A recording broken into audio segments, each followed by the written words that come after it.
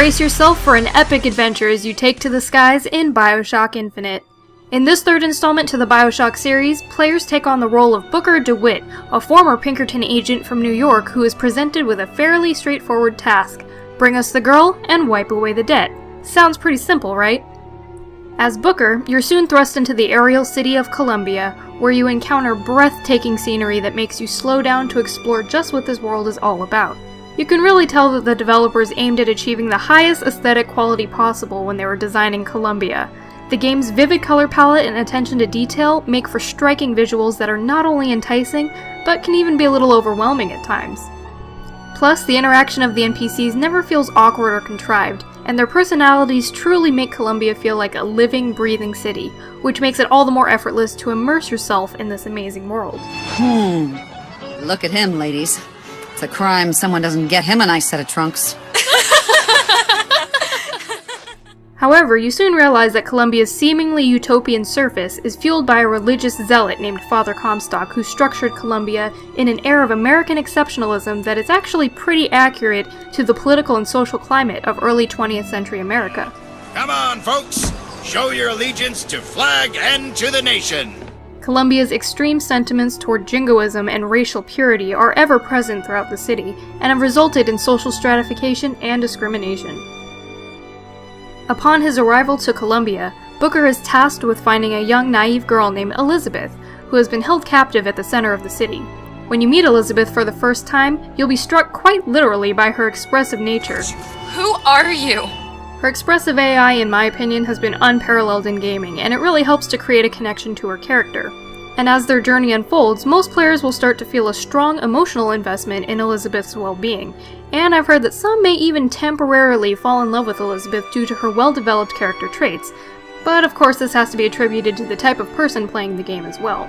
However, I feel like there could have been a few more scenes here and there that clarified Booker and Elizabeth's relationship and their feelings toward one another, just for the sake of players being able to understand how they're supposed to feel about these characters, and for the sake of believability.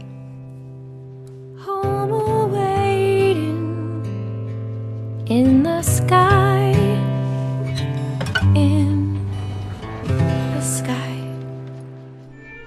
Booker's relationship with Elizabeth may seem unclear at times, but one thing that's certain is that the two characters are dependent on one another, which is most evident through their dynamic gameplay. Elizabeth has a mysterious power to cut a hole in space-time which allows her to open tears into other dimensions, which actually comes in handy during combat. It's also nice to not have to worry about protecting Elizabeth during battle, as this allows you to focus your attention toward unleashing some of your badass combat skills. Plus, she provides you with supplies like health packs and ammunition when you need it most, which makes Elizabeth more of a helpful damsel than a mere tag-along. The plasmids we know from the first Bioshock have been replaced with vigors, which give you a host of supernatural powers ranging from the ability to suspend enemies mid-air, absorb and reflect bullets, give enemies a wet whiplash, and even command a murder of attack crows that even the Crow Father would approve of. The movement and fighting is fluid, and the guns feel potent enough to handle the most formidable mechanical enemies.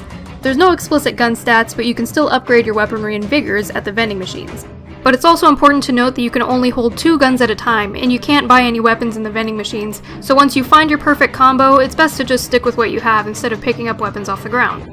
Many fight scenes will also require the use of a new aerial traversal system called the Skyline, which adds a unique verticality and makes the gameplay just that much more fun. But just as a warning, riding the Skyline can become a little addicting. Whoa! Yeah, riding a skyline like a boss. This is better than a roller coaster. Wait, what was I supposed to be doing? I would like to mention that some of the combat got a little stretched out at the second half of the game, causing the slightest feeling of redundancy. I feel that the combat could have been cut back just a tiny bit, and perhaps even replaced with a short quest or puzzle here and there, and still could have achieved the same effect.